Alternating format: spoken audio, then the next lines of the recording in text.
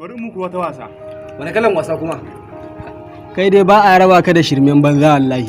Muna jin ka. Wasan da zan yi na shirme to ai bari ka jin gaya ma. Kakana ne bani wani sihiri. Yau din nan kuma na ce yadda za a yi na gwada wannan sihiri. A gwangwa kenan. To, kwan Allah. Dama na faɗa maka ba a raba shi da shirmen banza. Wani shirme a ran fa. Oke, dariya ma kake yi. To ai wannan magani da kakana bani.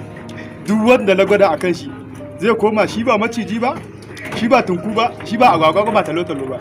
In ji kakankan. Sosai ma. Akwai aiki. Akan wa zan gwada yanzu? A kai na za a gwada fa.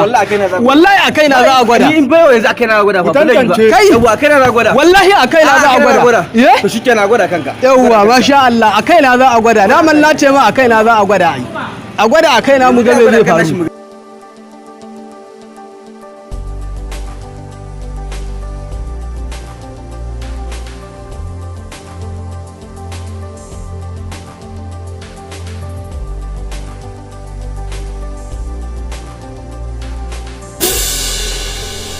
Wayyo Allah kai wallahi na koma wayyo Allah dan Allah kai hakuri kar ka cutar da ni ka maido ni inda nake dan Allah ka maido ni inda nake dan Allah ni ne dan magaji abokinka dan Allah ka maido ni inda nake ko daga yanzu na gane kuskure na dan Allah ka maido ni inda nake.